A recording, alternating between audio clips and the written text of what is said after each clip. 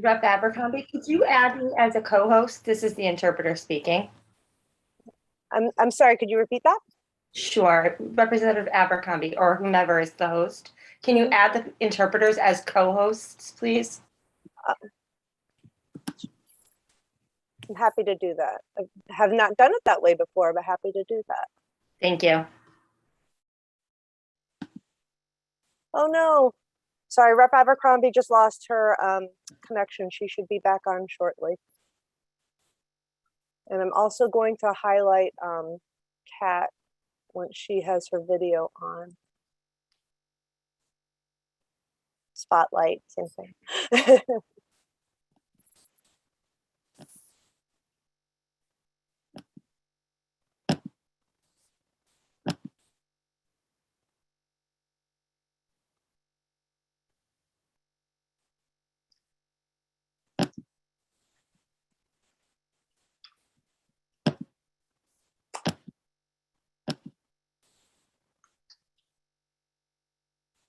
This is Barbara speaking. I'm expecting two more people I'm expecting Jeff Bravin and Karen Wilson. I don't believe Jeff is going to be here, actually. He has two folks coming from correct. I'm sorry, you're right. ASB, Actually, yep. He's sending two representatives. Yep. That would be Karen Wilson and Holly Miller. Mm-hmm. So those two should be, I just wanted to be sure if you see those names that they are going to be here in lieu of Jeff for the Department of Mental Health. Absolutely. For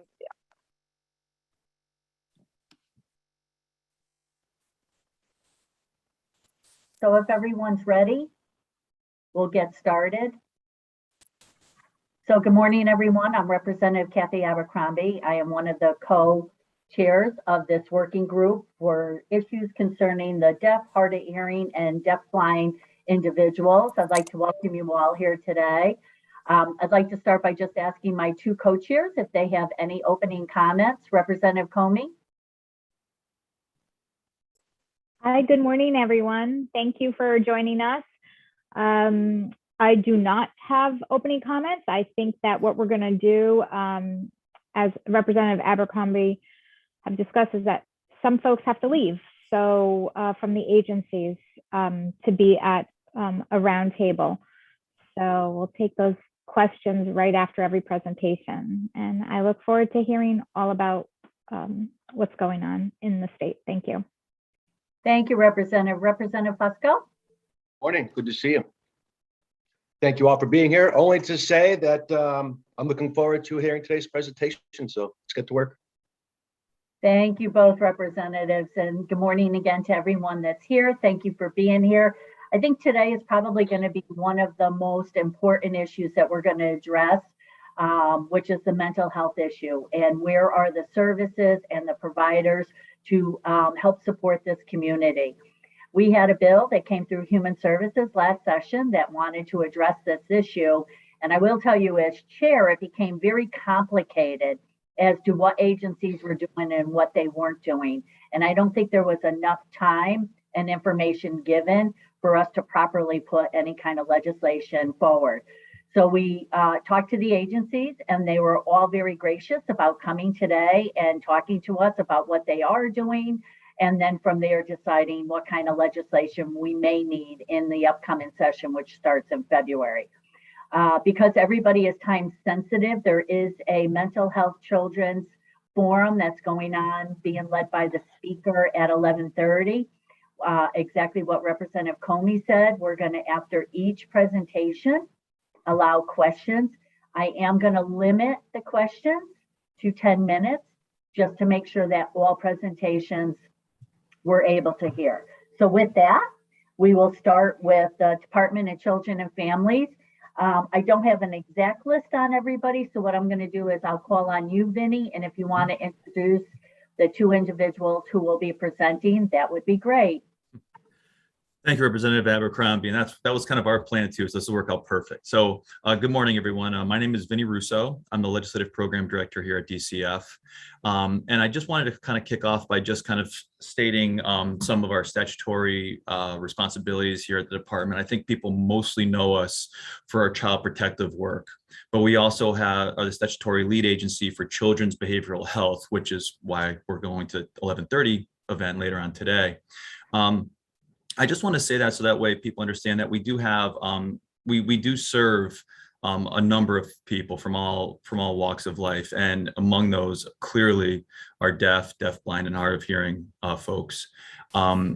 With me today, we're going to kind of tackle this from two different perspectives. With me is Tim Marshall, our Director of Community Mental Health, who oversees all of the behavioral health services that the department funds and manages across the state for children. Also with me is Monica Rams, who is our Director of Multicultural Affairs and also oversees our Office of Diversity and Equity, which is a division within our agency that really looks to making sure we have accommodations for folks from all walks of life. And so she'll describe, again, Tim will describe our behavioral health services, and she'll describe the other protocols that we have to assist children and their families and making sure that accommodations are met for them. And so with that brief introduction, I'll turn it over to Tim. Great, thank you, Vinny. Good morning, everybody.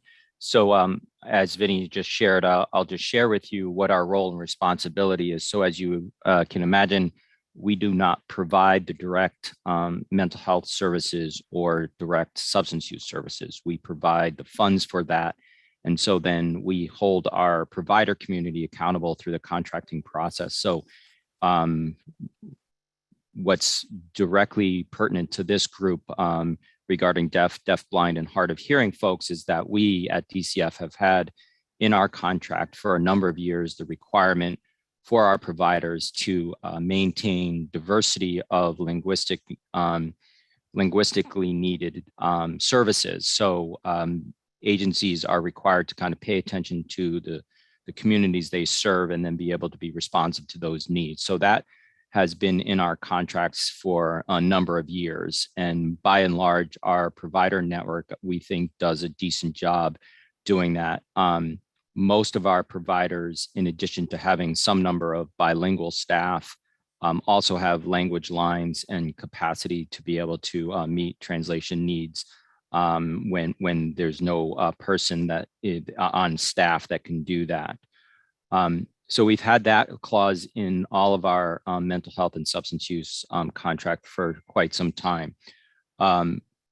Recently, we strengthened that to also add that our providers should be doing two additional things. One is we're encouraging all of our providers to develop what we're referring to as racially just health equity plans and speak to how they are implementing the national class standards or the culturally and linguistically appropriate services standards. And it is that work that we've been embarking on with the community now for about 8 years. We have been doing cohorts of agencies who volunteer to participate in a 6-month process.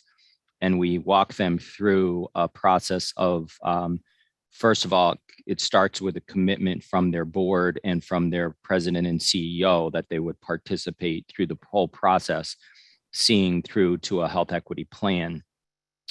And that process walks them through their data, but it also walks them through how diversified their staff are, and does that diversity of staff reflect the communities they serve. We've been quite successful in that, and we've had numerous organizations participate in that. In our first couple of cohorts, just by a matter of interest to this group, most of the agencies selected an area of the national class standards to focus on, which was communication and language assistance. For those of you who are not familiar with the national class standards, I would encourage you become familiar with them, because I think it really is very helpful to this body. But there's the principal standard, and then there's 14 additional standards. And the remaining 14 principal standards are divided into governance and leadership and workforce is one section. And the second section is communication, language, and assistance, which is standard 5, 6, 7, and 8, which really is very pertinent to this group's work. And by the way, if you receive federal money of any kind, the federal government says you're required to implement the national class standards, which is why we have focused on that for our work. So we have been helping agencies put forward this, developing these racially just health equity plans, and they select 1 or 2 areas that they really want to focus on, and they develop a plan to put that in practice. But most importantly, they develop a CQI process, a continued quality improvement process, to be sure they're meeting their standards and removing any disparities in their offering of services or the outcomes. So that was one thing that we've been doing, and it's quite successful.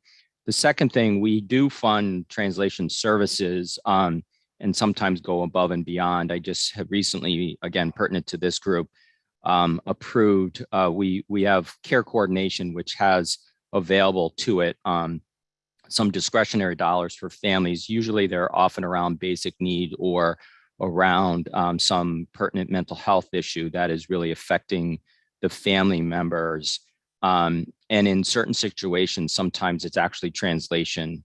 And we've been facilitating the payment of direct services for a family that has some deaf and hard of hearing in the family, and we've far exceeded the $1,500 and continue to pay for those services. So we do have situations like that.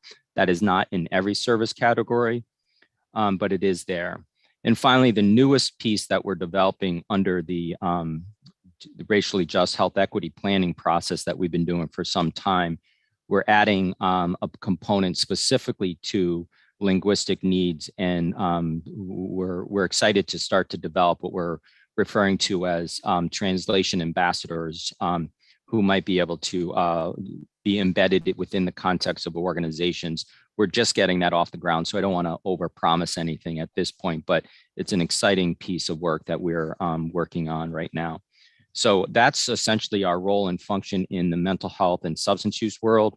We really do support and track the providers on how well they do meet the needs, all cultural and linguistic needs, and make sure that they're adhering to those. So that's the work we've been doing there. So I'll pause and end with that and turn it over to Monica. And then if there's questions, we can address those.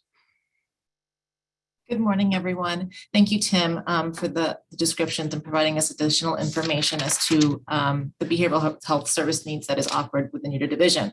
I kind of approach it from the workforce development and support. And so I currently am overseeing a statewide deaf and hard of hearing advisory group where we have been meeting monthly. And this is a group that was in play several years ago. And then things kind of started winding down. And when I came on board, I re-energized this group, and we've been meeting consistently for about a year at this point, every month. We have about 9 or 10 different community agencies that join on a regular basis. And we have taken this year to provide our representation of staff that is captured from across all 14 area offices and facilities, along with central office, where we have been learning and engaging and partnering with our communities providers that serve this population, so that we here in DCF can better serve those families that come to our attention. And so it's been a process of where we've been establishing relationships, we've been establishing trust, we've been relying on each other to provide into some troubleshoot, some questions. Our team has been very responsive. And so I am the contact person for staff if they have any questions or concerns, and if they come across with families who are deaf and hard of hearing and they're having some issues and some barriers accessing services, they contact me with any questions that they have, and then I reach out to our team, who have been very responsive in providing some additional support to those questions that come. Along with that, I maintain the interpreters and translations list. Our staff have are to use the DAS approved translators and interpreters. And so ensuring that our staff have access to those contact information to ensure that they can line things up in a quick manner. And of course, if there's any issues and barriers that they're having, they can easily contact me and I'll help and assist and troubleshoot. And so at this point, the team again has been getting to know each other, relying on each other. We've also established a training for Deaf and Hard of Hearing 101. And so we were very excited to have that and lift that training up. We partnered with some community providers to give us some information that they felt that was essential for our staff to be aware of. That training has been created and has been solidified, and we were in the midst of lifting that up and actually executing it. We had 2 cohorts ready to go, and then the trainer, not unfortunately, because she was expecting a child, she went into labor that morning, and so we're eagerly waiting for her return so that we can again lift up this training that was worked really hard on, and I think that we've been able to capture all of those components that I think would offer to our staff an opportunity to be well versed in this culture and this population and execute services in a manner that is appropriate. So just in wrapping up really quickly, I just want to say that, while the population that we serve at DCF isn't necessarily a large one, it's an important one and one that we focus on. And it's not just our children, but it's also their families who may be deaf, deafblind, or hard of hearing. So we are able to accommodate and make sure that families have access to our services and to be able to communicate with the office at their where they're at. So I just wanted to kind of close with that, and we'd be happy to answer any questions. Thank you, Vinny. Thank you, Tim. And thank you, Monica, for that presentation. I think it was very informative. Members, questions, please raise your hand, or if for some reason you can't, if you want to just wave on the screen, we will acknowledge you. I mean, also, while people are thinking of questions to ask, we do have a deaf and hard of hearing website, which describes, which has our policies and ways that you can reach out to us if there is an accommodation that needs to be met. So I don't think the chat is necessarily functional in this format, but I'd be happy to get that to Heather to share with the group. So that way you can get that out to your membership. That's what I was going to say, Vinny. If you could send that information to Heather, and what she'll do is she'll email everybody that's participating. Will do. That would be great. Maritza has her hand up first.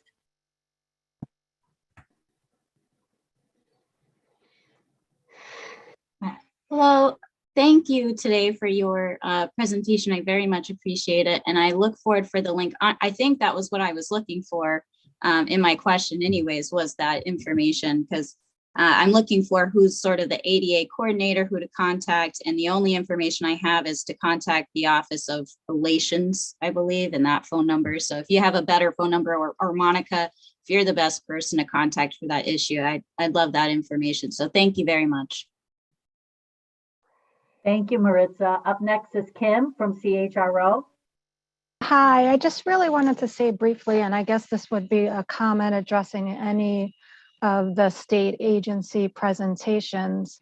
The CHRO would accept a complaint if someone who was deaf or hard of hearing, or really any disabled person, didn't receive whatever services they thought they should from this agency, whether that be DCF or any other agency.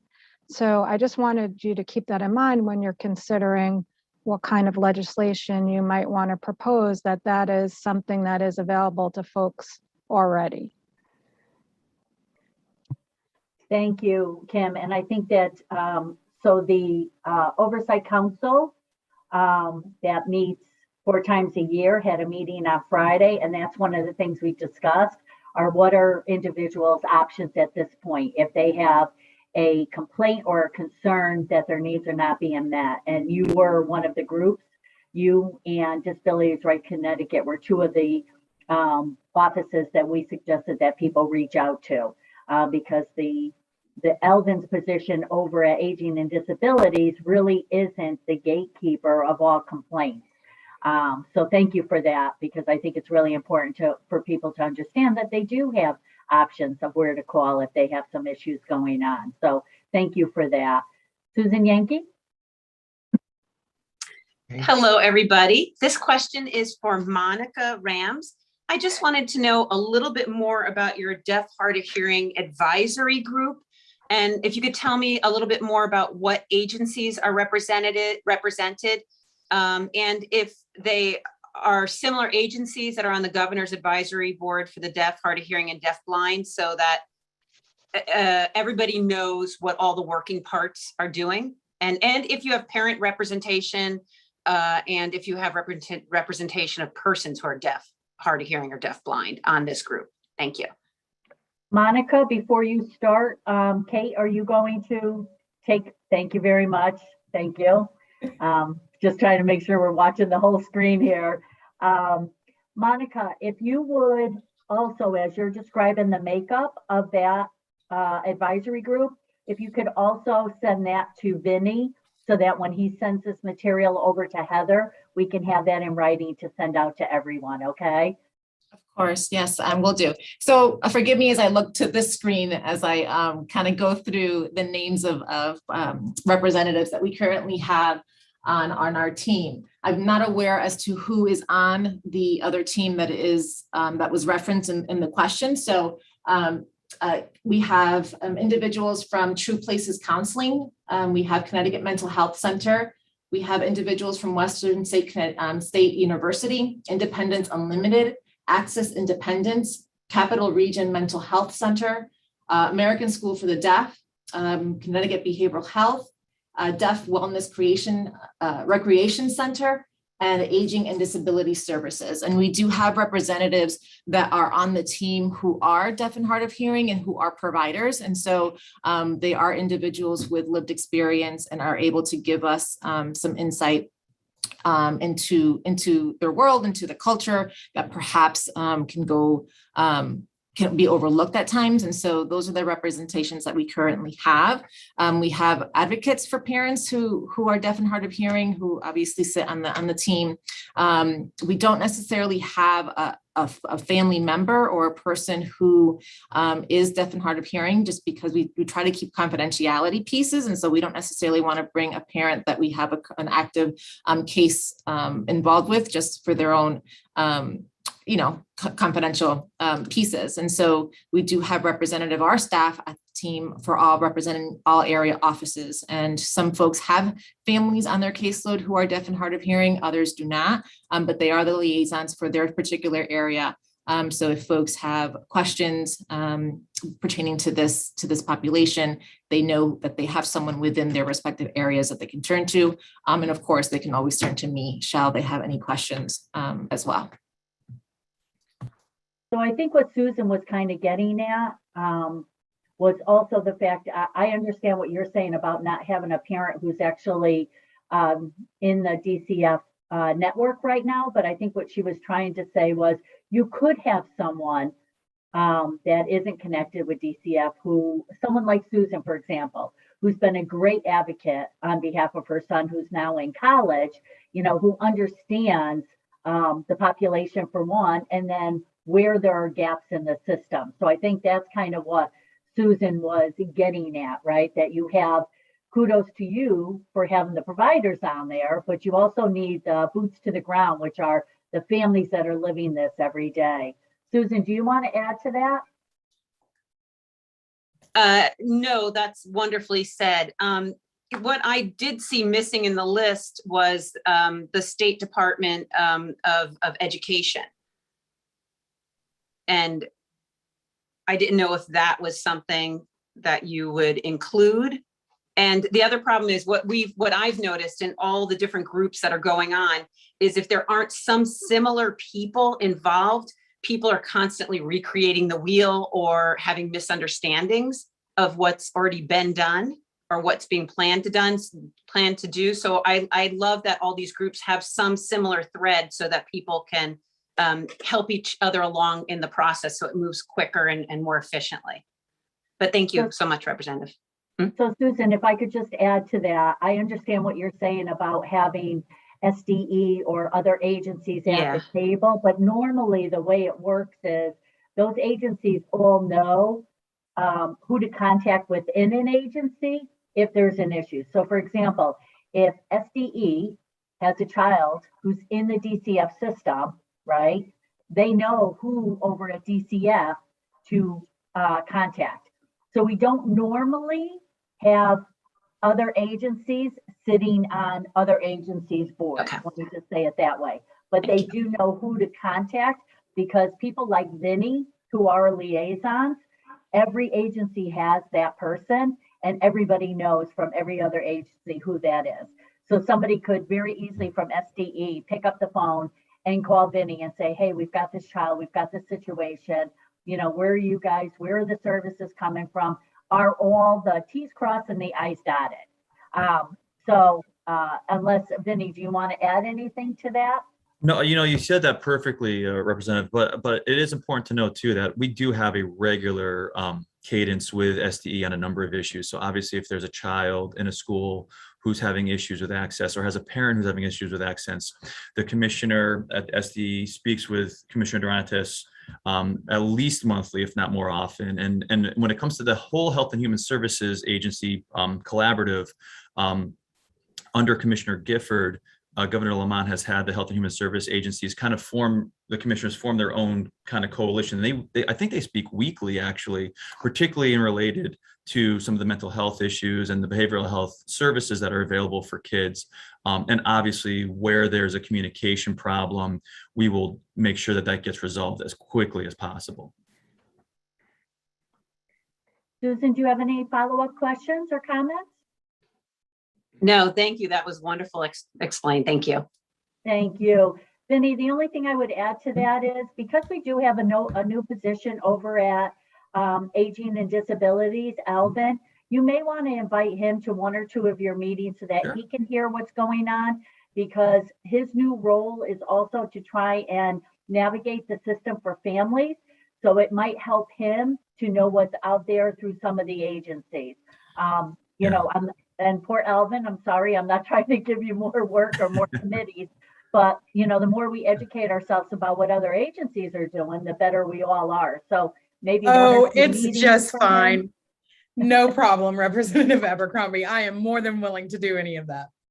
Thank you, Alvin. No, Representative, that's great. And I think that perhaps the next meeting that Monica holds, perhaps, we could definitely arrange that and have maybe a quick at the beginning of the meeting, have a quick kind of synopsis of what's going on, and then have the other members of that board kind of speak up and kind of give some information as well. So we could absolutely arrange that, no problem. Thank you. Any further questions? That sounds great. And honestly, Vinny, I'll send you my email and my contact information after this meeting. Fantastic. I'll type that right now. Thank you, Alvin. Any further questions or comments for DCF? I just want to say, if there's please feel free to reach out to me. Heather has my email address, obviously, so I'd be happy to be the point person for agency on any questions that come from you or from this group. So please, we want to make sure that we're taking care of everybody that we possibly can. Sounds great. Thank you. Thank you. Moving on to the next agency, we really appreciate it, Vinny, all your work, and to your staff here. Thank you so much for being here. Next up is the Department of Developmental Services. My friend Krista, who I have not seen in a long time, is here. Hi, how are you? It's so nice to see you. Good morning, Representative. Good morning, everyone. If you want to introduce whoever's going to do your presentation and go forward, we would appreciate it. Thank you. Good morning, everyone. My name is Krista Ostaszewski. I'm the Health Management Administrator for DDS. Essentially, that means I oversee the DDS Medicaid Waivers. Thank you so much for inviting the agencies to come and speak today. I'm going to give a really brief presentation about DDS Behavioral Supports and Services, and then we'll be happy to answer any questions. I also just wanted to mention that we have Kevin Bronson, our Director of Legislation, our new Director of Legislation and Communications, on the meeting today. So he'll be able to assist with any questions and bring back any information to this group that might be requested. And then we have Rod O'Connor, our Legislative Specialist, also on the call, who can assist with any questions that might come up. So thank you again. We'll start our presentation. And again, this is really a brief summary of the supports provided through DDS. And then any additional information that may be needed, we'll be happy to provide it. So just a really brief introduction about DDS. Oh yeah, I'm sorry. Can you just for people that are watching this that may not know the alphabet soup, DDS stands for? Department of Developmental Services. Thank you, Representative. That's always a really good reminder. We speak in alphabet soup, so thank you. Yes, so DDS is Department of Developmental Services. All right, thanks so much. So DDS provides person-centered supports and services to individuals with intellectual disability. We have about 17,000 individuals that are active in our department currently. DDS really focuses on lifelong planning that offers meaningful opportunities for individuals to fully participate in their community. DDS provides an array of services that are really personalized to an individual's needs. And we also really tried to work toward meeting the future vision and goals of the individual. So essentially, you know, we really try to specialize our supports and services to meet a person's needs, but to also help them reach goals for what they would like their future to look like. So we do provide lifelong supports. And obviously, as a person ages, their needs change. So our supports and services change as a person gets older. If an individual has a mental health or behavioral health need, DDS tailors the supports to meet that need while taking into account each individual's specific disability or specific needs. So that includes if a person is deaf, deafblind, or hard of hearing. Most individuals we support have access to behavioral health supports through traditional Medicaid. Beyond that, DDS also has additional supports, behavioral health supports that can be provided through one of the DDS Medicaid waivers. So specifically, most individuals supported through DDS are active on one of our 3 DDS Medicaid waivers. And each of these waivers has a specific service related to behavioral support. The service provides clinical and therapeutic services that are not covered by Medicaid, traditional Medicaid, or the Medicaid state plan. And these supports are essentially considered necessary to improve an individual's independence and inclusion in the community. So it is a service on one of the DDS Medicaid waivers. And if an individual has the need, then the service may be provided through the Medicaid waiver. Specific to the behavioral support service, the professional clinical services that are covered may include some of the following. So in assessing and evaluating the behavioral and clinical needs of the individual, developing a behavioral support plan that includes intervention techniques, as well as teaching strategies for increasing positive behaviors and decreasing challenging behaviors, and providing training to an individual, their family, and to support providers. And then obviously evaluating the effectiveness of the behavioral support plan by monitoring the plan. So that's a relatively general overview of what the behavioral support service through our Medicaid waiver would look like for an individual that's receiving DDS supports and services and has expressed a need for behavioral health supports. It's important for us to note that most of our supports and services through DDS are actually provided through our qualified provider network. Approximately 93% of our supports and services are provided through our provider network. And the DDS providers really serve individuals with a range of disabilities, and they coordinate to accommodate the specific needs of each individual.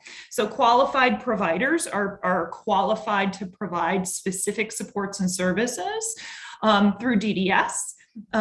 They have to go through a very detailed qualification process, including the specific support for behavioral services. Again, they provide the large majority of the supports and services to individuals receiving services through DDS.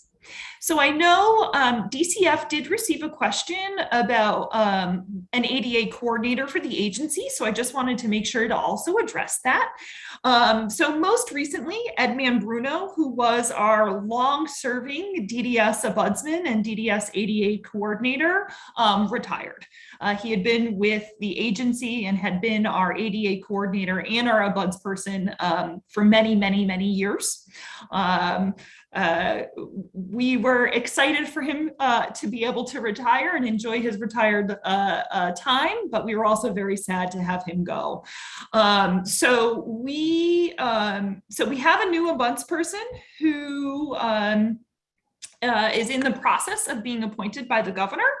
And we believe that person will begin within the next month or so. So they will be the new ombudsperson as well as the ADA coordinator for the department. So I wanted to make sure to note that because I'm sure some people on the call knew that Ed had retired. So we're expecting that new person to start within a month or so. But until obviously that appointment is made by the governor, the ombudsperson, any ombudsperson or ADA coordinator, ADA concerns with the department are being handled through the commissioner's office. So just wanted to make that quick note. Again, just a really quick summary of sort of the supports and services we provide through DDS. And I think, overall, a really important note to continue to reiterate is that DDS really focuses on the person, right? Providing person-centered supports and providing services that are tailored to the person's needs. So I'm happy to take questions. And again, we have both Kevin and Rod on the call who can assist. And then if there's anything that we're unable to answer today, we'll make sure to bring that back to the group at a later time. So thank you. Thank you, Krista, for that information. I think it was really helpful. Questions from members?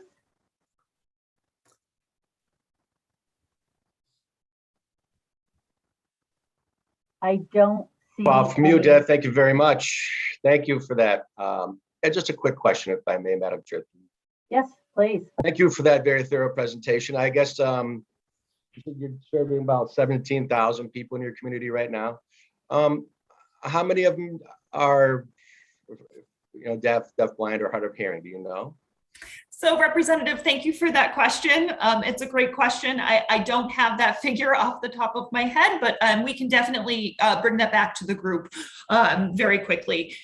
So I appreciate that. I apologize for not having that figure, but I will get that for you and we'll get that back to you. Yeah, I'd appreciate that. I mean, that's the softball question, right? The hardball question for me is, you've told me about all the great services you provide, but now how do we provide them to the deaf, hard of hearing, and deaf blind community, right? That's kind of what we've brought together to try to figure out. So yeah, if you could get that for us, that'd be great. And then, my follow-up question to you would be, then how do we get those services to that community? So put that in the back of your mind, maybe think about that. We can discuss it. Yeah, no, I appreciate that, Representative. Thank you. We will be definitely circle back with updated figures for you and for the members of this group. What I will say is I think, again, the department really tries to personalize and provide person-centered supports to everyone that has been determined eligible under the department. So if a person is active with DDS and is deaf, blind, or hard of hearing, we do our best to provide the accommodations and the specific needs to assist that individual in a way that provides them the highest quality of supports. So if that means, I see a little boy pop on the camera and it just melts my heart immediately. So Alvin, a beautiful child there. Sorry about that. My apology, Representative. pulls at my heartstrings when children pop on the camera there. So DDS, does accommodate and attempts to provide the highest quality of supports to the individuals depending on their needs. So if that does mean that they need interpreter services, we will provide that. I am aware of some of our group homes that have interpreter services because the individuals living in the home may be deaf, deafblind, or hard of hearing. So again, we try to personalize the supports or services to the individual's specific needs. Thank you for that. I appreciate it. Thank you, Madam Chair. Thank you, Representative. Thank you, Krista. Susan Yankee? Hello, Krista. Susan. Krista, from the point that when it's made known to you that you have someone who's deaf or hard of hearing that needs your services, how long approximately does it take to get that Medicaid waiver approved so they can get those services? So thank you, Susan. That's a really great question. So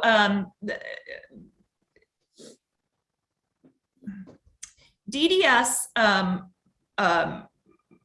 the good majority of individuals that are receiving DDS supports or services are on one of our 3 Medicaid waivers. And we do require that when an individual is made eligible for DDS supports and services, they also apply for Medicaid and apply for our Medicaid waiver.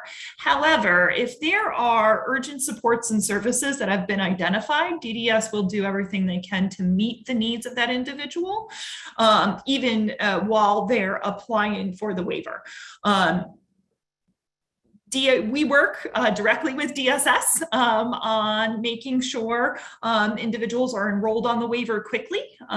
We actually have DSS outposted workers that work at DDS on DDS cases only. We have a DSS supervisor that works that's specifically for DDS cases. So we have a really great collaborative working relationship with DSS to make sure the enrollment process happens quickly and happens efficiently. And we can get that done relatively quickly as long as all of the documentation and all of the eligibility requirements have been met. But if there is an urgent need that has been identified, DDS will do everything we can to make sure that need is being met even prior to the person being enrolled in the waiver. So we have some flexibility. So it doesn't necessarily mean that the supports and services will not be provided until the person is active on the waiver. Obviously, ideally, that's what we want it to look like. But if the need is urgent and we've identified it as an urgent need, we also have some flexibility in how those supports and services are provided. So again, going back to really that personalized supports, especially if we've identified that the needs are urgent and that need immediate attention.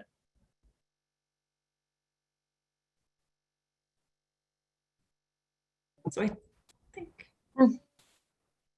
Susan, any follow-up to that? No, thank you. I keep turning it off my camera for the interpreter. But thank you. That was a great answer. Thank you. Thank you. Representative Comey.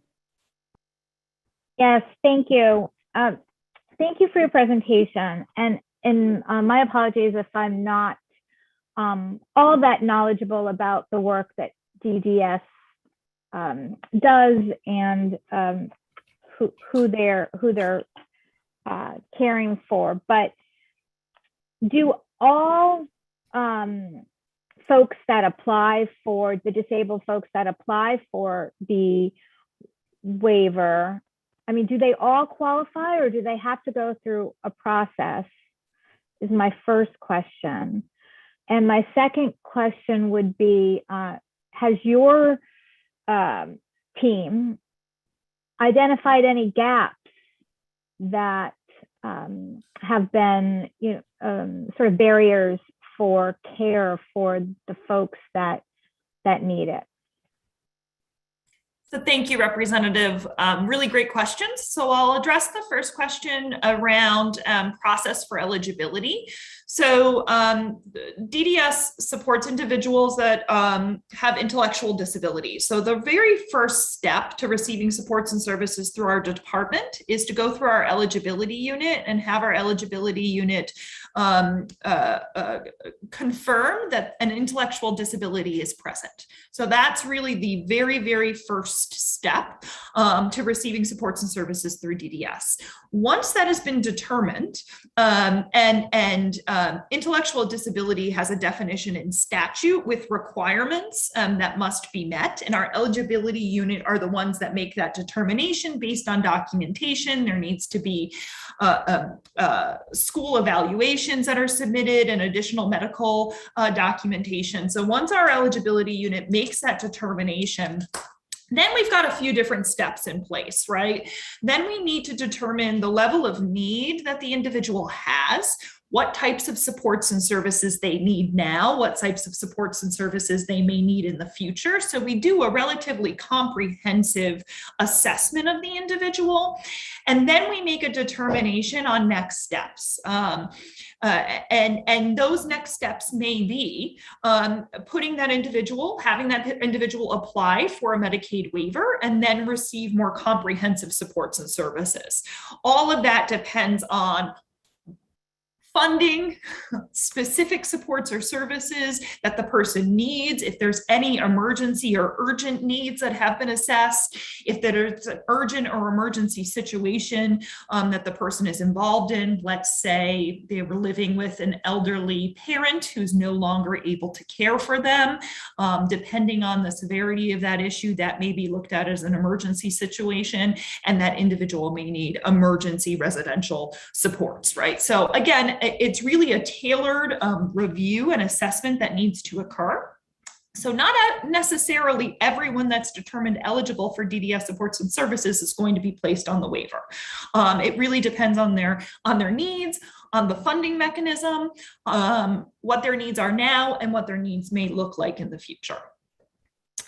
I apologize. Go ahead. I was just going to follow up with that in the sense that, yeah, it started to occur to me that I know with autism waivers, there's only a certain number of them that were, so I just wanted to clarify that as well. And it is budget related. Thank you. Yeah, there's always a component there. The one thing I'll say about the DDS Medicaid waivers is we do not have a waiting list for our waivers. However, we do have an overall waiting list for residential supports and services. So we report on our residential waiting list on a quarterly basis. We provide a report that's put up on our website. And again, that waiting list is specific to residential supports and services, but our waivers don't have a waiting list, a traditional waiting list. So when you noted the autism waiver, I believe the autism waiver does have a waiting list. I think DSS is going to be on a little bit later to probably talk much more eloquently about that. But DDS does not have a traditional waiting list for their for our three Medicaid waivers. And I apologize, Representative, as we were talking about this specific issue, I don't remember your second question, and I apologize. I should have written it down as you were talking through it. My second question was, has your team identified any gaps in services or significant issues that this committee should be aware of when they're serving deaf, hard of hearing, and yeah, thank you, Representative. I appreciate that question. I am unable to detail anything specific at this time, but what I would be happy to do is bring that question back to some of our team that works more directly in the field and see if maybe there are some things that we could improve on. And I think there's always an opportunity to improve, and I think DDS does that sort of reflection on an ongoing basis. So although I don't have anything specific that I can detail at this moment, I'm happy to bring that back to the team, to the DDS team, and see if there are more specific things that we really could focus on. I'd be happy to bring that back. Thank you. Thank you. Thank you, Representative. Great questions. Barbara? Yes, hi. Maybe this question, it's too early to ask this question. I'm not sure if maybe another representative will be addressing it, but we have many students who have graduated from the school systems who have already been involved in different services, while they were in school during their high school years. I think our concern really lies with those who have graduated and may have already been involved with 2, 3, or even 4 different state agencies. And sometimes I find that the coordination of those various agencies becomes a real issue. Who's doing what, and kind of the finger pointing. There's no school system in place to kind of chase those agencies down. So oftentimes those students with those various needs are not able to advocate for themselves, and they're missing a lot of services. For example, if it's, if they were involved with DCF and also involved with DDS, who'd be paying for the interpreters? It tends to be kind of a finger pointing process as to who's who's liable. So I'm really concerned about the coordination of services so that these particular students don't lose out. So is there a way we could improve, how we can work together on who's doing what, who contacts the interpreters, who funds the interpreters? It's really a big issue. So Barbara, thank you so much for that question. I actually think that question ties very nicely to Representative Comey's most recent question about where there are gaps and where there could be improvements, because I think you really hit the nail on where there probably is room for improvement, and that is interagency collaboration and coordination. I do know DDS works with the other health and human service agencies to coordinate specifically on some of the concerns you just articulated. And the example of an individual, graduating from school, and what agency then is the lead agency, who's paying for supports and services. Those are all really important and relevant questions. And I know that it is something that numerous state agencies have identified as something we really need to improve. And I am aware of agencies, including DDS and DCF, meeting on a very regular basis to start to come up with ways to make improvements. And I think, there have been some really significant improvements that have been made, but I think that we can continue to make those improvements. So tying nicely to Representative Comey's last question, I think that is probably one specific area where we can continue to improve. So I appreciate that question. I will bring that back to the team that is doing a lot of that interagency collaboration and continue to work through the process. So thank you. Thank you, Barbara. Thank you. Sandy? And after Sandy, we're going to move on to the next presentation. Hi, yes, thank you. Good morning. Again, yes, my name is Sandy Inziga, excuse me. I do work with the advisory board, and I'm also the president of the Council of the Organization of Services for the Deaf. That's really kind of, I really just want to say I appreciate your presentation, your information this morning. I did have a question. I'm not sure, again, if this is the appropriate time for it. Oftentimes that first contact that's made with a deaf individual or a person who may need some sort of support tends to come through the phone. That's a really difficult issue. We have this kind of systematic approach where this phone is kind of a robotic, answer. You get that phone tree where, the contact that they've made goes through this phone tree that's robotic. And we're going through this relay service as a deaf individual. And that relay service is similar to kind of the interpreter that we have here today. So you may be hearing, they're hearing the voices, however, not aware that this is a third party. The robotic system is not, which does then cause some confusion where, it may not understand these individuals or whomever may get the call, doesn't understand the logistics of a relay service. Oftentimes the call is disconnected, the contact is lost, the message may be left, but we're unsure as to whether there's going to be a callback and how that callback will happen. Other times the people who call back think that the individual is the consumer, whereas it's actually the interpreter. The confusion really leaves them unsure as to what to do. It's not a robot. It's not an answering service. The disconnections really tend to be frequent. And so it's really difficult as far as that initial contact goes. So I'm just wondering, is there any sort of training or information provided where we may be able to kind of work through that so that they're aware of the system? Yeah, thank you, Sandy. I don't know specifically of a training that is offered through DDS, but I'm wondering if there are some opportunities that maybe this group could offer, and that maybe we can have additional discussions about. One of the things that I was sort of thinking through as you were asking your question is, we were very reliant on the telephone, I think, in a pre-pandemic world. And now everyone has become so much more comfortable with video conferencing. I know that most of our case management are now using video conferencing almost exclusively outside of the telephone. So I think that is another mechanism that perhaps could be a little bit helpful. I don't know of any specific trainings, but I think we would be happy to hear about any suggestions that this group might have.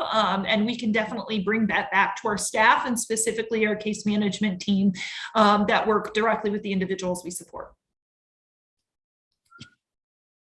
Okay, great. Yes, that would be wonderful. On a similar concept, where you have these providers, that we have the two interpreting providers, Sorensen and ZVRS, for phone relay. They do have that third party option where we can see each other on the phone. The problem then lies where you have to download an app, and that app most of the time needs to be downloaded on your own private mobile phone. So oftentimes people are a little bit resistant to utilizing that because it is their personal devices. However, there is an app that is available where the three individuals would be able to see each other on the call. The two different apps are, it's SIVO, SIVO, and SIVO is through ZVRS, that interpreting agency provider. And then there's another one that's also provided through Sorensen, which again would allow the three individuals to see each other with the interpreter on screen. This is something that's the newest technology that's now being offered since COVID. And it is for this particular reason, so that the deaf individual can see the provider directly. So that may, kind of give you something to think about. As I said, it is an app to be downloaded. I'm not sure how that will look, but I am glad, obviously, to work with anyone who would like to learn more. Thank you, Sandy. I appreciate that information. Sandy, I think that's a great suggestion. This is one of the things that we talked about early on with this working group is, one, what's the latest technology, right? And how do we incorporate that across the state?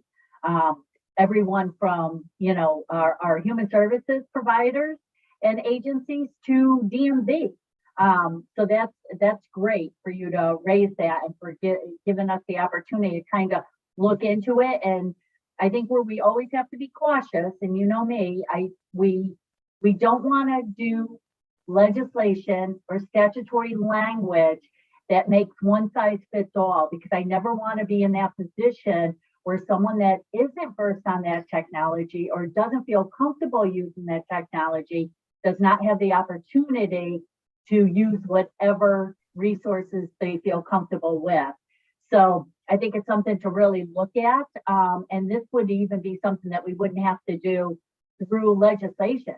This could be something where we meet, the Commissioner Porter would meet with the Human Services commissioners talk about this new technology and see how they incorporate it. And oh, by the way, how do we also make sure that individuals are using that? So I think that's great, Candy. Thank you for that suggestion. That's awesome. Seeing no further questions or comments, let's move on to the Department of Mental Health and Addiction Services. And where's our friend Mary Kay? Good morning, Representative Abercrombie and company. Thank you so much for inviting me. I am going to admit I'm somewhat embarrassed to say I'm going to have to defer to one of your own group members for some of the questions, because Marlene Jakes, who serves on your group, is our Director of Deaf and Hard of Hearing Services and probably can answer a lot more of the questions than I can. So if we get a tough one, I'm gonna defer to Marlene, who really is the expert. But I can give you a brief overview of the services that the Department of Mental Health and Addiction Services, DMIS, provides for individuals who are deaf and hard of hearing or deafblind.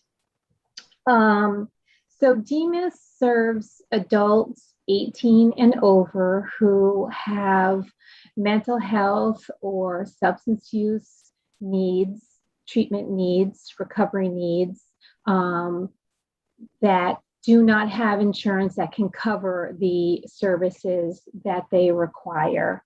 So in general, the people we serve tend to be low income. We have 8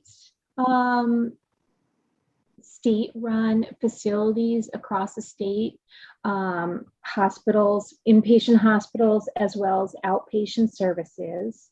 And we have very robust services for folks who are deaf and hard of hearing. I think you've also heard from other state agencies that we are participants on a number of teams, task force, committees, collaborating closely with each other to make sure that folks who need our services and other state agency services are able to receive them. I can say that our last survey of people participating in deaf and hard of hearing services, we had 130 individuals who are deaf and hard of hearing who are receiving services. And our services are provided through a combination of both staff with lived experience who are deaf and hard of hearing and staff who are trained as interpreters. So it's a combination of the two. Our largest deaf and hard of hearing program is in Hartford at the Capital Region Mental Health Center. So we also contract for interpreter services, and Miss Marlene is the contact for folks who need interpreter services. In addition to serving the people who receive our services, we also provide interpreter services for staff people who are attending our training. I'm not sure if people know, but DMIS has a really robust training service for not only state staff, but for our private not-for-profit providers. And if there is a staff who is deaf or hard of hearing who will be attending one of those trainings, we do provide interpreter services. So we have staff at the bulk of our state-run facilities, and they are coordinated by a coordinator at each facility. And then Marlene oversees those coordinators and meets with them on a regular basis to have conversations about the program. The program actually is underneath the umbrella of the Office of Multicultural Health Equity, which I think mirrors what DCF was sharing about the importance of making sure we're meeting the needs of diverse populations. I think that's probably, I do want to answer the DRCT question. I'm sure DRCT is familiar with our ADA coordinator, who is William Pierce. Bill is a wonderful resource and has been with the department for a number of years. And we do have information related to ADA on our website. And we also have a lot of resources on our website regarding deaf and hard of hearing services. I don't have the website offhand, but if you Googled CT DMIS, deaf and hard of hearing, you would probably come up with the website immediately. So I'm sorry, I know I spoke really fast and I hope it wasn't too much for Kat to interpret, but please let me know if I can answer questions or if I can defer those answers over to Miss Marlene, who will definitely know the answers. Thank you, Mary Kay. I think that was a good presentation. I think that your agency, of all of the human services agency, is probably the one that this group is most interested in, because I think that when you talk about DCF and DMIS and DSS, there's a criteria that has to be met for them to qualify for those agencies, whereas yours is more of an open agency for all individuals who are having mental health issues. So thank you for that. Karen Wilson. Hi. If a dog barks or a cat meows, please forgive that. That's why I have my sound off. Quick question, and probably can't be answered, I understand, but since we have all the agencies here, one of the biggest challenges for mental health professionals referring out to, say, DMIS for services in a satellite office is that sometimes those clients are duly diagnosed. So they may have a primary mental health diagnosis, but they also have a diagnosis of intellectual disability, which would be DDS. And so when the testing and all the paperwork is presented for, admissions or, for services, that always gets into a glitch between the two agencies and it's come up several times in people's presentations, who's responsible for this person, who's going to pay for the services, should it be a DDS psychiatrist, if that intellectually disabled or person is going to move into a group home, or should it be DMIS if they're located in an area that has a satellite office. So it's more just informational in terms of, I've been listening to people say they have committees working on things and, trying to solve problems. So that's a huge one. And it delays services because nobody knows who's going to pay, which diagnosis trumps the other diagnosis, and so food for thought for some of the committees trying to problem solve that. If there's a way that those two agencies can collaborate on these specialized cases, what are we gonna do to help the individual? So that was just. Thank you so much, Karen. And I have to share that DMIS has many, many, many people who are duly diagnosed, and payment isn't so much of an option as expertise. So if someone's primary is mental health, we certainly can, we would be working with them, and we would try and work with experts from other agencies related to their specialty, because DMIS is the Department of Mental Health and Addiction Services. So we would need to reach out to our colleagues at DDS for assistance with the developmental services, and we do.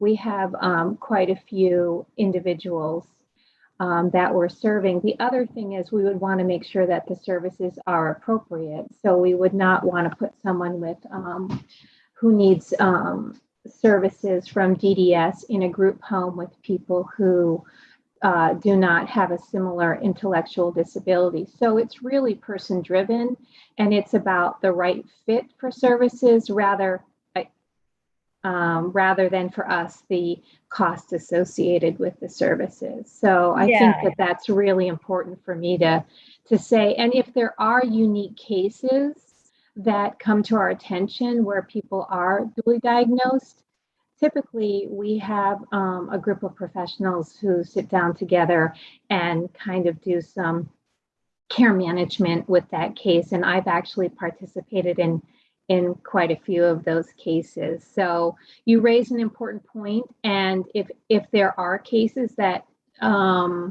come to your attention related to that, we certainly would be happy to troubleshoot and make sure the person has the best supports necessary. Yeah, I think it's the, special education, of course, can be provided up to the age of 21. So if an individual is referred technically at 18 when they become eligible for DEMIS, the question is who is going to be responsible for the long-term care, once that person ages out of education. So they age out at 21, they're special ed, they're deaf or hearing, intellectually disabled, whatever it happens to be. And they age out at 21, but they've been connected with DEMIS, since they were 18, because technically they were eligible because of their mental health diagnosis. So I think that's the conflict. So I guess using the term money isn't really what I meant. What I meant was like the agency's understanding and collaborating to know who's going to continue to care after that person is out of school. And that's the conflict, really. Like, are they going to be going to a DEMIS residential program? Or are they going to be going to a DDS residential program?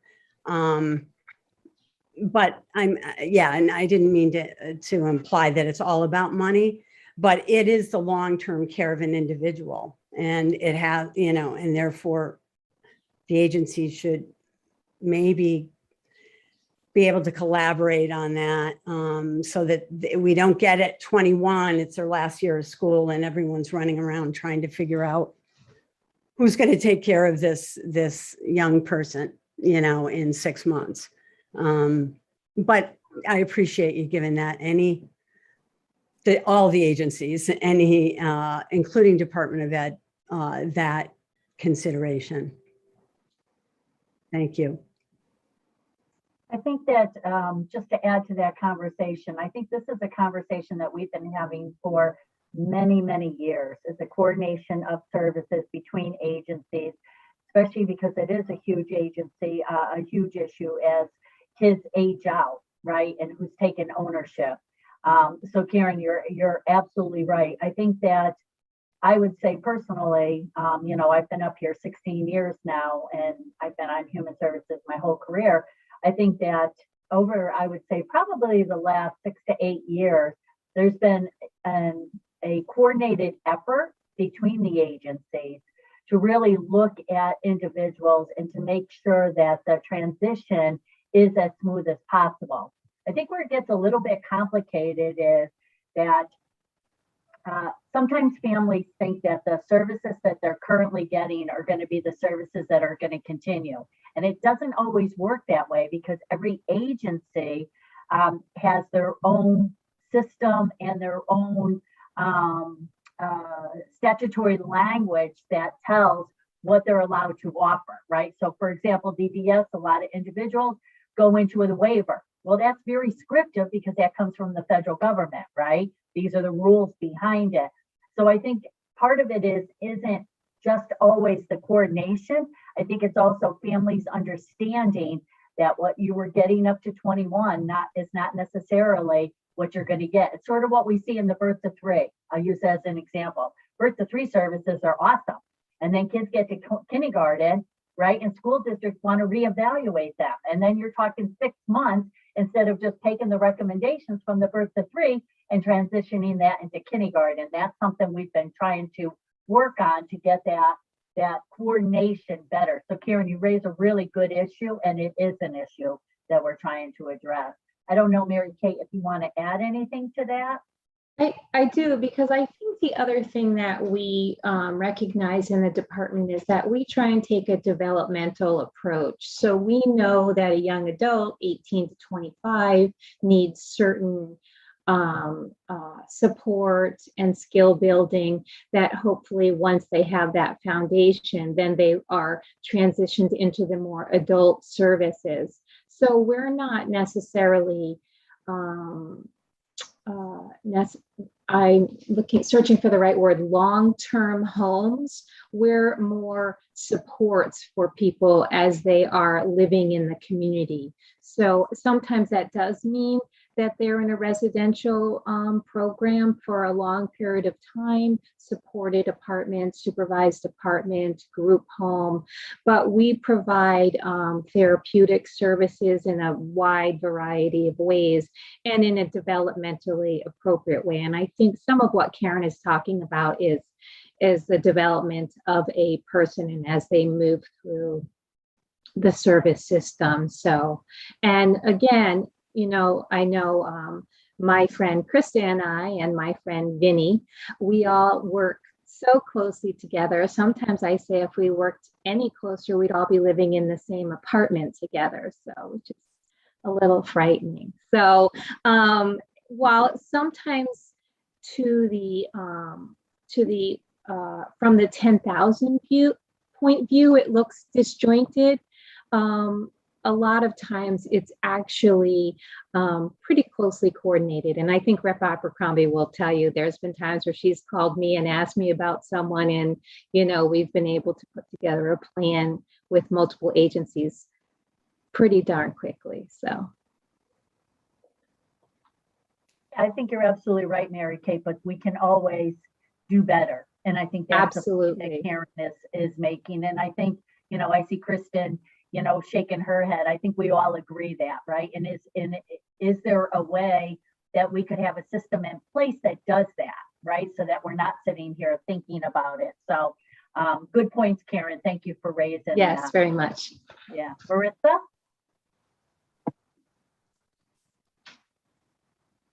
Hello, this is Marissa from Disability Rights Connecticut.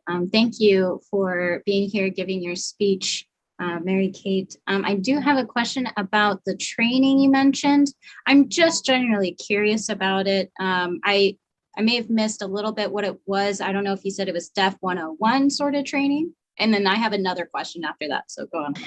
The training that we offer through our learning management service for our staff and our contract providers is information related to working with individuals, prevention, treatment, and recovery related to substance use or mental health. So it's continuing education type of training. Okay. But it's not anything specific to deaf, hard of hearing, deafblind. I just want to make sure that was clear, or if I understood that correctly.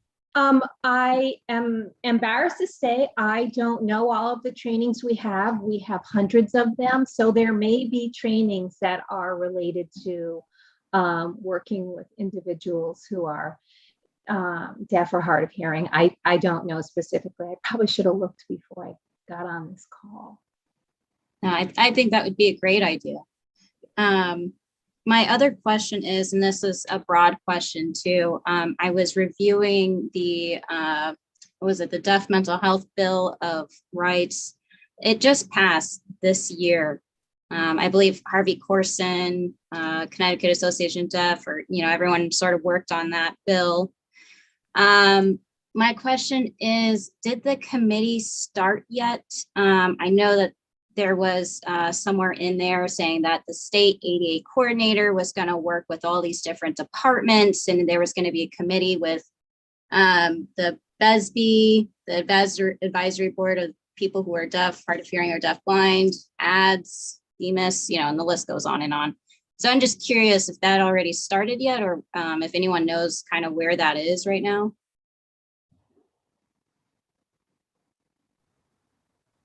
Actually, I don't know where that's at this point.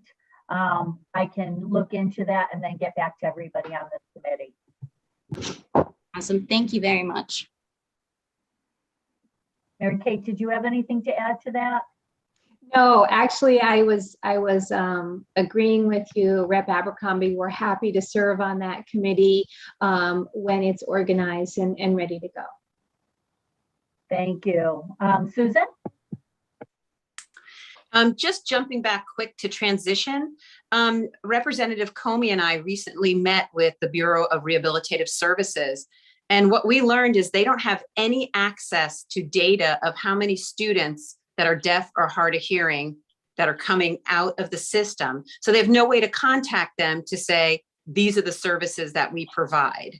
And I didn't know if you coordinate with the Bureau of Rehabilitative Services, but for some students, there really isn't, unless you are on an IEP, if you have a disability, possibly something with mental health, if you're not receiving, and if you don't have an IEP and you're on a 504, you don't receive any transition services. So you basically, graduate out of the school system, and that student then doesn't know where to go. And a lot of times they're 18 and they're in charge of their own care.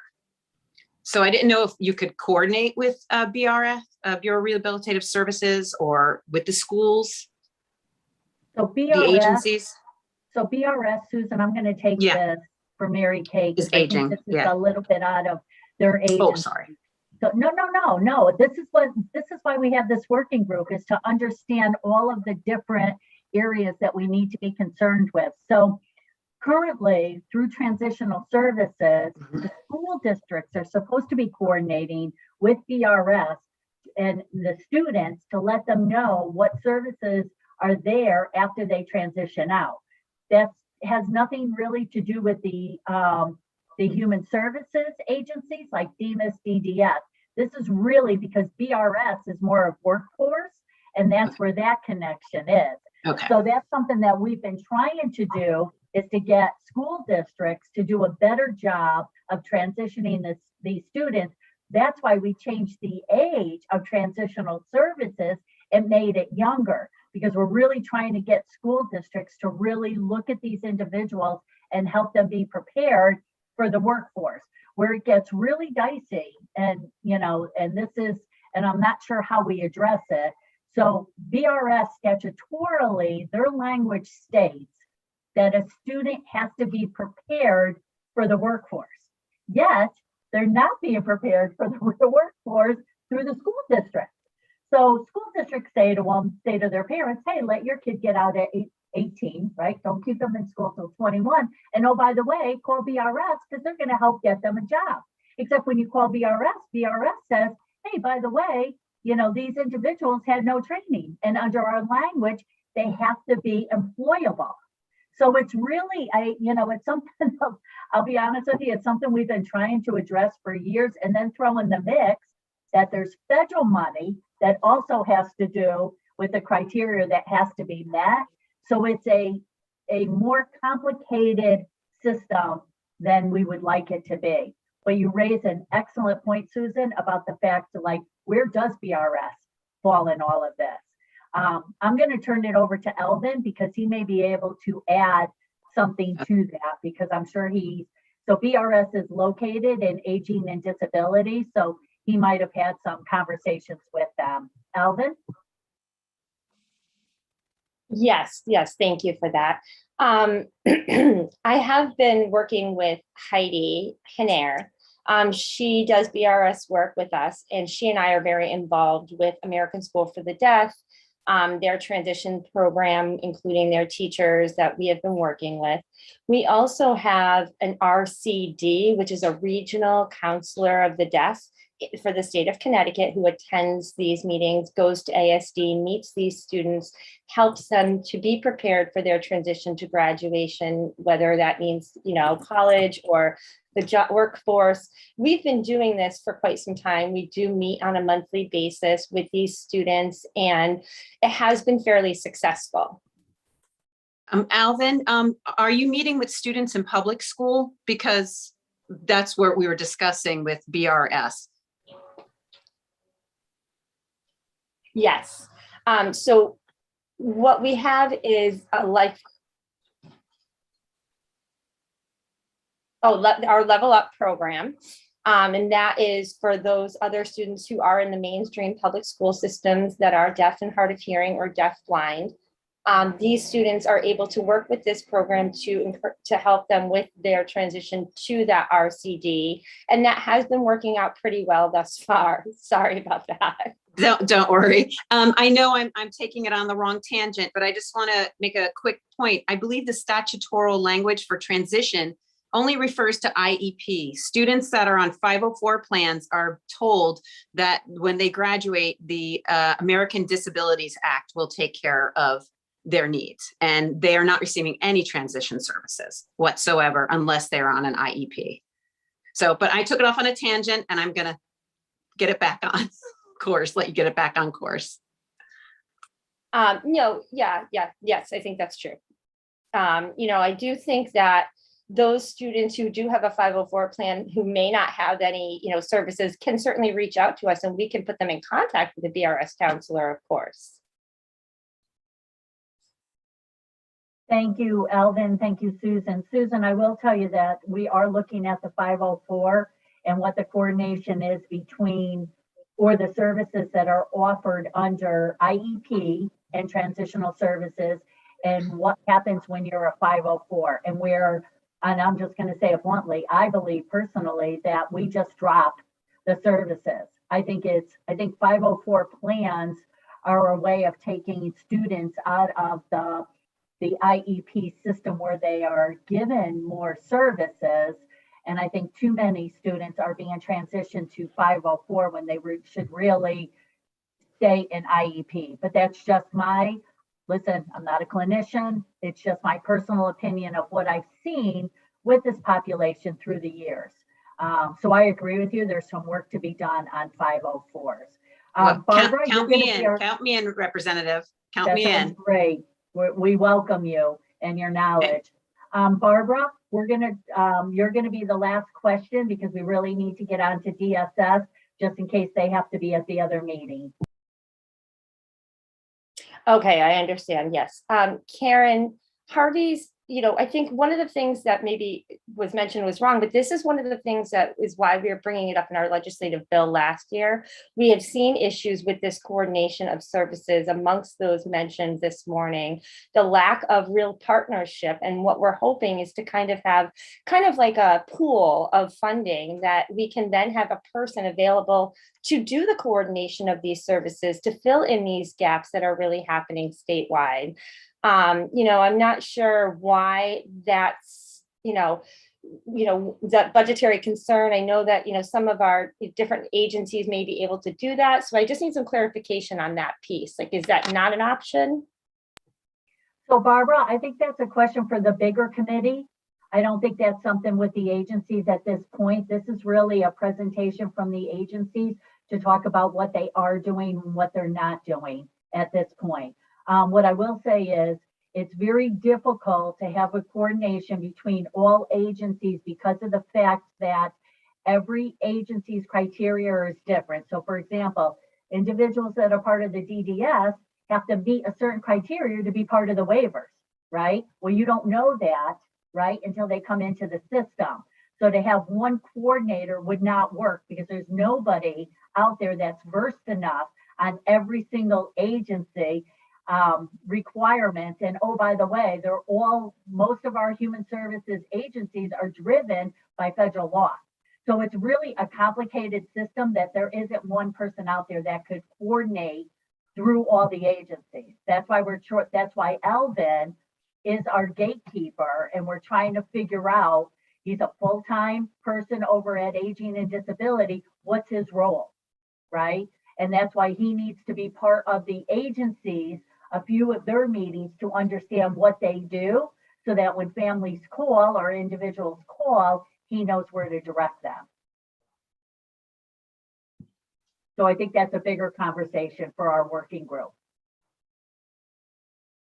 Okay, understood. Thank you. Thank you, Barbara. Now we're going to move on to Department of Social Services. And we have Jennifer. Jennifer, do you have to be off for the 11:30 meeting? No, I do not. Thank you. Okay, thank you. Please proceed. Great.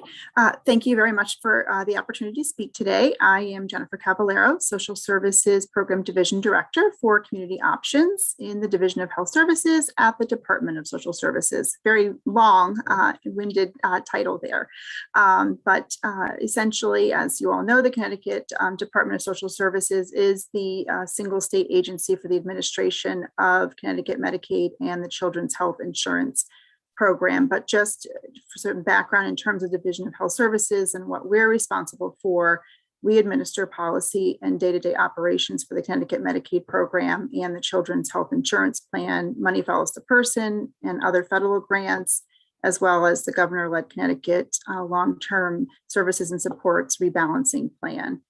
The simple breakdown to what we do is to help members access Husky Health coverage, determine what services are covered, how, help members to effectively utilize their Husky Health benefits, manage the business end of Husky Health, including insurance compliance with all federal and state regulations, manage the administrative service organizations that administer medical, behavioral health, and dental services, as well as the broker that manages non-emergency medical transportation services for medical and individuals and processing claims for health services.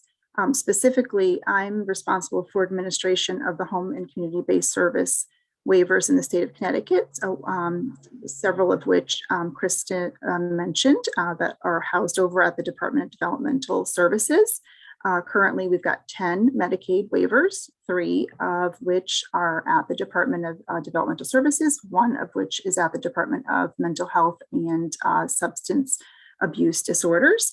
The remaining waivers are at the Department of Social Services. Those are providing services for individuals with autism, acquired brain injury, older adults, medically fragile children, which is the Katie Beckett waiver, and personal care assistance waiver, which is for disabled individuals between the age of 18 and 64. The goal of each of the waivers being to enable individuals to remain in the community rather than in an institution, to provide the individual with greater control over their lives, and to achieve the greatest independence in their community setting. Each of those waivers does include some sort of mental health component, whether it's mental health counseling or cognitive behavioral programs, behavioral health support. Each of them has, some sort of component to them. The Division of Health Services endorses the principal standard of the National Standards for Culturally Linguistically Appropriate Services in Health and Healthcare, which charges those involved with healthcare to provide effective, equitable, understandable, and respectful quality care and services that are responsive to diverse cultural health beliefs and practices, preferred languages, health literacy, and other communication needs. Though we are not a direct provider of services, providers who are enrolled as Medicaid, Medicare, and or waiver providers must adhere to all ADA, Commission on Human Rights and Opportunities, and the Rehabilitation Act of 1973. And so each of the providers have their own individual policies in terms of meeting those requirements. I'll certainly take any questions. Thank you very much, Jennifer.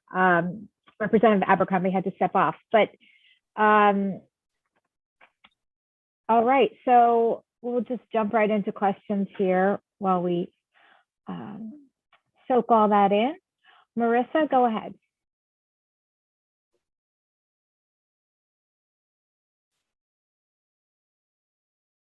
Hello, can you guys see me? Just making sure.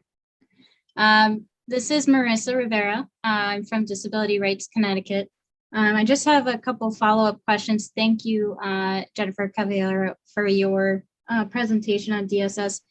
I am curious, is there any quality improvement efforts on the VRI machines in the DSS offices? I only ask this because I've heard or received complaints about this, and I've tried to reach out to, I know there's ADA coordinators at each of the DSS sites which I may add, could that be made public on the website or contact information? But I'm just curious in general if there's any sort of efforts to, someone kind of to improve these services constantly, because they keep freezing, I guess is the complaint that I get. And they're unable to complete the appointment. And some people who are deaf are leaving going, well, I accomplished nothing, in that visit. So I'm just curious. Oh, I'm certainly sorry to hear that. I personally was not aware of that issue, but I will bring that back. And I did think that the information for the ADA coordinators was on the website, but if that's not the case, I will look into that and ensure that it's updated. If you have any further information, in terms of the complaints with the VRI, I would also love to have that just so I can personally follow up on it. Heather does have my contact information, so I would certainly love to hear more information, more about that. Thank you. Thank you.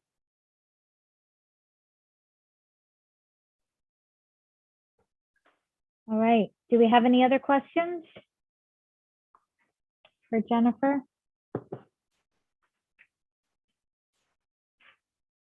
Okay. Representative Abercrombie, back over to you. Thank you, Jennifer.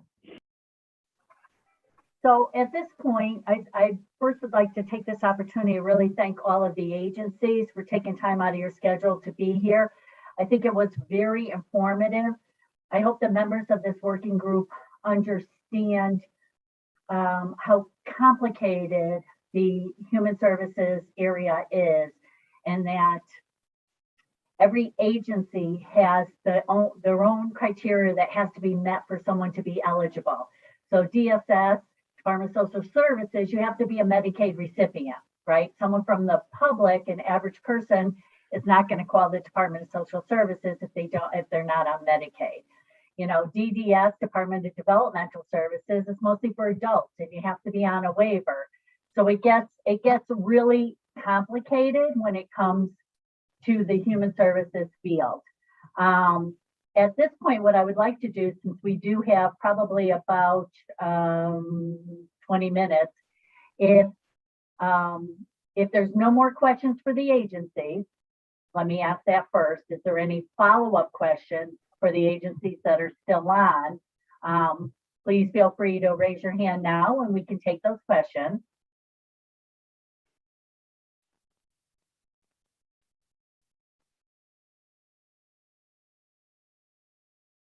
Seeing none, what we can do now, if you would like, is kind of open up the conversation about what you've learned from these agencies, and if there's any kind of OLR report, Office of Legislative Research, material that you would like us to get for the December meeting, we would be more than happy to do that.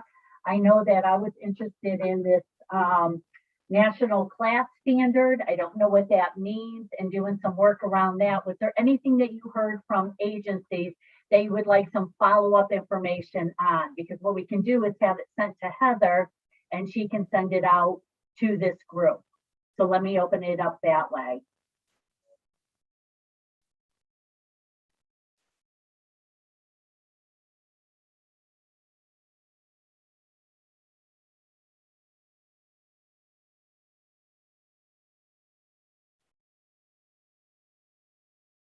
Okay, seeing no questions for the information you received or needing any follow-up information, let's talk about next steps. So the December meeting will be a meeting that I hope everyone comes prepared as to what they think some of the legislation should be for the next legislative session. And one of the things that we may want to think about is how do we move forward? And I think that there were some really good issues raised through this working group. I think that there's, for example, and I always like to use examples so that we're all on the same page. I think that Aging and Disabilities, now that they have Alvin as their coordinator, maybe they can on their website give more information about resources, right? Who to contact, right? For example, you have one of the examples someone used the other at our last meeting was around going to a provider and that provider not giving them the supports that they deserve under the ADA when they went into that setting. Well, that would be you would call CHRO if you wanted to file a complaint, or you could contact Disabilities Rights Connecticut and find out more information. I think what people have to understand is those two agencies have an expertise, right? They have attorneys that understand federal law, they understand statutory state law, and that's why we have those two resources. So I think what we're trying to figure out is as we move forward, how do we have a more streamless process for individuals to be able to get the services that they need. So let me open it up at this point for any questions or comments. And Heather, can you, and it might be something that I'm doing, can you open up the screen so that I can do like a gallery to see everybody? Because, oh wait, maybe I can do it. Sorry, I'm not real good at this. Ta-da, okay. I fixed it myself, I'm so proud of myself. But why don't we open it up at this point to questions or comments to kind of prepare us for the December meeting.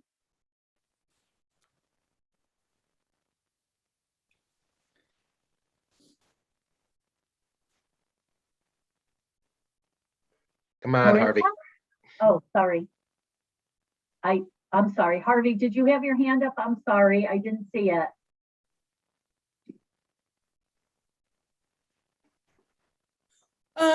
Well,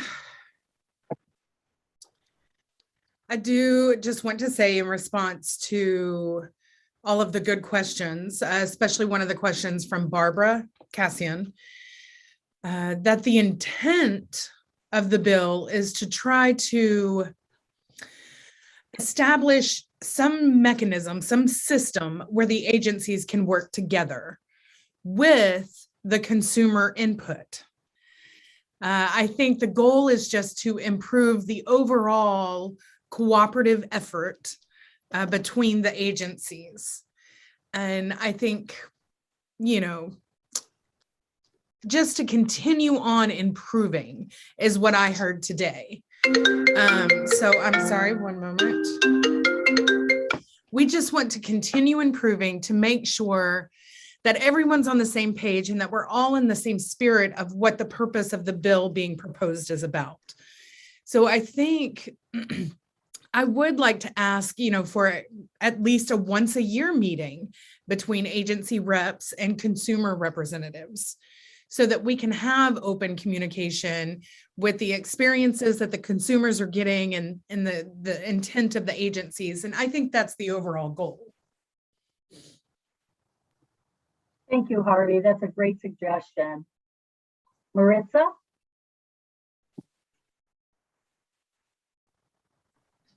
Yes, thank you, Representative Abercrombie. I really appreciate hearing from a lot of the agencies, state agencies today. You know, I think it's good to identify that we need to provide services, and some services are already being provided to people who are deaf, hard of hearing, and deafblind. I think it's just the information needs to be communicated to the public that these services are available, because I think a lot of people who aren't proficient in English, or maybe English isn't their first language, are feeling stuck in accessing all these great services. And so, you know, if there's a way to make all of this information accessible, whether it be plain language, maybe a flyer, maybe even a video and ASL describing how to request, you know, for an accommodation and what happens if you don't, because where I do appreciate DRCT being the named organization of getting these calls, you know, I'd really like to put back the pressure and say, well, this system needs to be more accessible so people can more freely get these services and ask for these services and advocate for themselves to get these services if they're not being provided. So thank you. So Maritza, what I would ask you is, how do you see us doing that as a state? Because in your role, and I want to thank you for participating because I've learned so much from you. So really thank you for being here and being part of our meetings.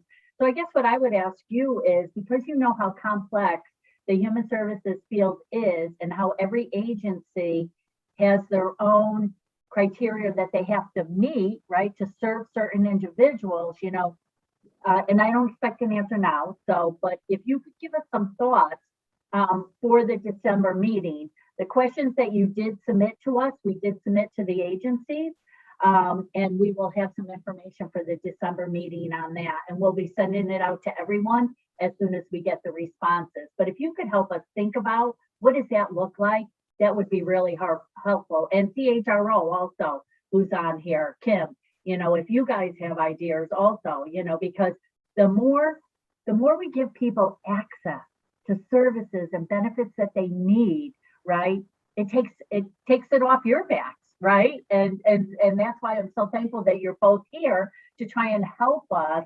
streamline the system that's out there. So thank you for that. And Kim, any thoughts that you have, you know, for the December meeting would be really appreciative also. Yes, Maritza. And I'll respond to that. And I guess my closing tie is saying yes. And I hope that all this information of these services being accessible is put on this ads website that hopefully one day will be created of all the services that are available. And Alvin, being a deaf person himself, you know, has the resources to put this all together, to have it be accessible to the community. So, you know, if that is one day made into a very accessible, you know, have the videos in ASL, the information in plain language, you know, I think once that is promoted to the community and put together, I think then, you know, hopefully we'll be able to have people access the services. Maybe they'll try and apply for the services and, you know, get an answer of no, but they'll start to understand, oh, why? Or it's just the language accessibility, not necessarily if they're making people more eligible or not. It's just knowing or getting that communication of, can I apply? And if not, if I'm not eligible, oh, that's why, you know. And I think you're absolutely right. You know, that's one thing that Representative Husko and Representative Comey and myself, so we have meetings outside of this to kind of talk about everything we've learned and everybody that's a part of this. And that's one of the things that we talked about, right, is the lack of a central location for individuals who are deaf and that population to go to figure out where the resources are. So you're absolutely right. We don't have that. And that's our hope through Aging and Disabilities to perhaps on their website and have it be something that can be mirrored through, like maybe from your website, Maritza. You know, if this is when people go on your website to see what kind of help they can get from you, right? Maybe you'll be able to offer that also. And I think it goes to, we want to make sure that whatever information we're putting out there is a coordinated information site so that it's the same across the board, because I think that's where things get very confusing. So if we have DMIS saying something different than what Aging and Disabilities had said that you could get from DMIS, that's not going to work. Now, is that going to be done in one shot? Absolutely not. This is something that we're going to have to work on, and I think it'll have to be tweaked a few times. And that's why we're lucky that we also have the Deaf Advisory Group, because some of this, as we transition out of our working group, which will be done in January, they can take on some of these issues and continue that work.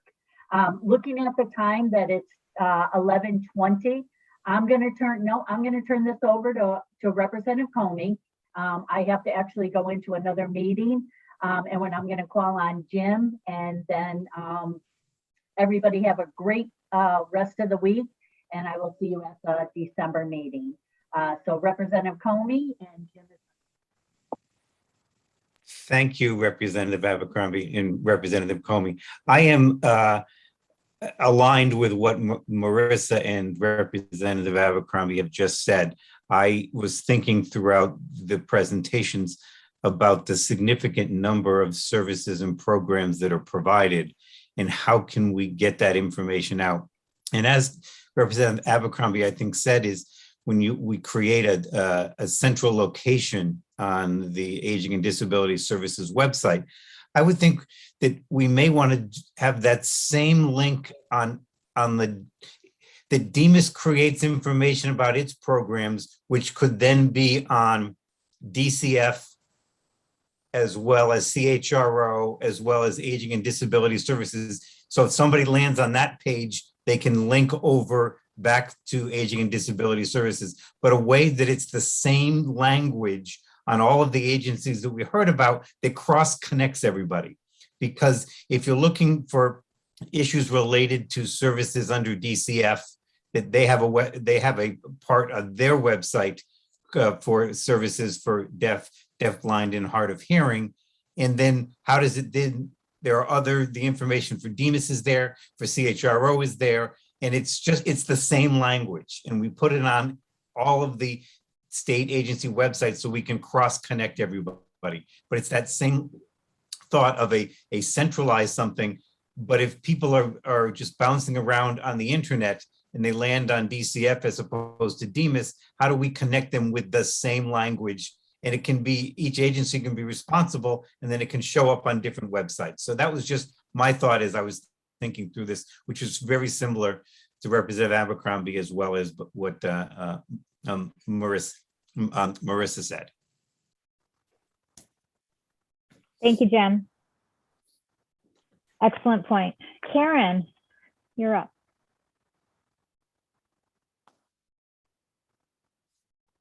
Sorry, just two quick comments. One, as hard as it is for professionals to navigate this, the families, the complicating nature of all of these agencies, and as Representative Abercrombie mentioned, everyone has different rules. There's federal statutes. It's so overwhelming for families. They, come to providers and say, please help me. I don't even know where to begin. So that's a big consideration. It is client driven, but many parents are guardians and or their child's a minor. So it really is the parent also, or the guardian, who's trying to navigate all of these agencies. The second comment I just wanted to make for anyone who isn't as aware of the history in the state of Connecticut is that all of this that we're talking about used to be handled by the Connecticut Commission on the Deaf. And back years ago, it was called Deaf and Hearing Impaired. Of course, we don't use that language anymore. And that agency was closed in 2011.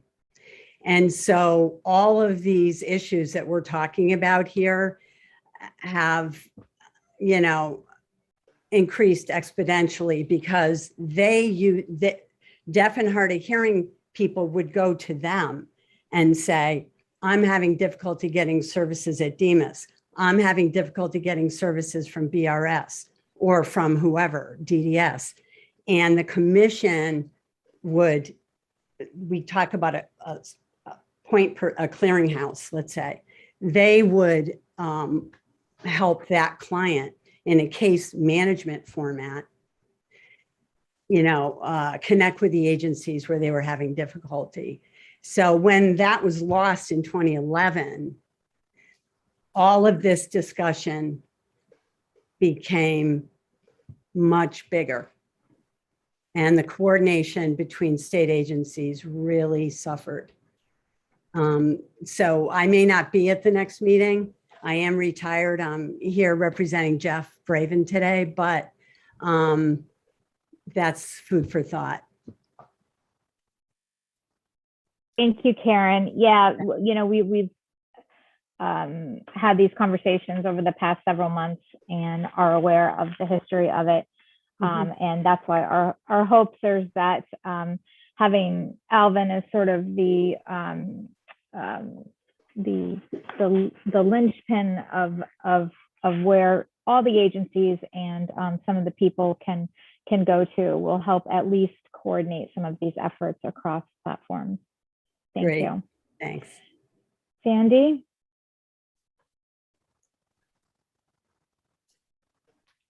Yes. I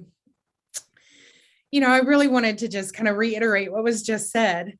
I think just having that centralized person or location, just like Kathy said, the programs in this state are very complicated, complex, especially for those that are not the professionals in the field.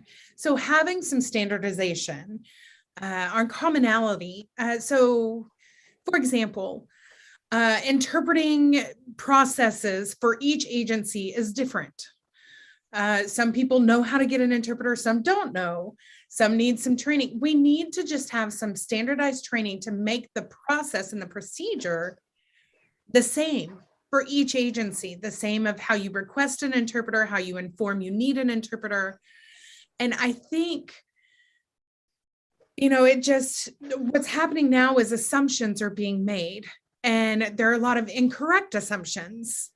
Certain things are not an appropriate fit for a given situation.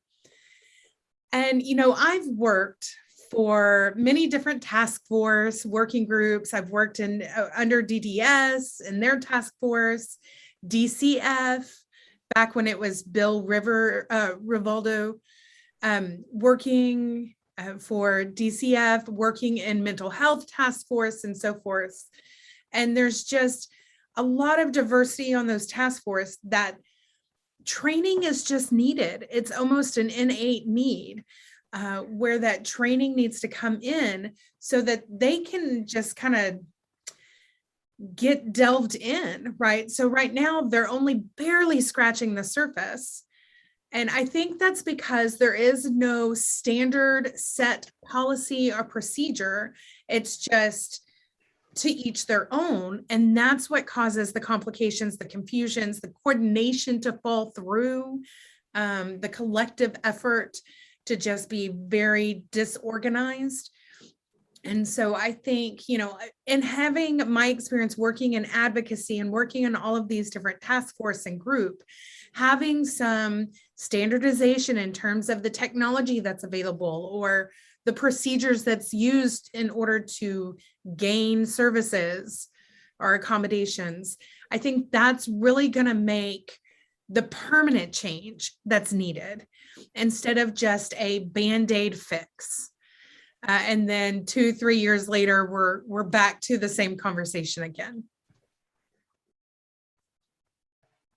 Andy, I think that's a really great point. And I, that's a task I would like to send everybody sort of back to your homes with and your offices with, and to talk with your networks and teams to find out if there are unique training programs, or what a training program would look like if it had to be built from the ground up, and what would be put in place to carry something like that forward, so that we're not back here in several years because people have either left the agency with information that they had to themselves and didn't share it with folks that are coming back in to take over, say, new jobs and things like that. So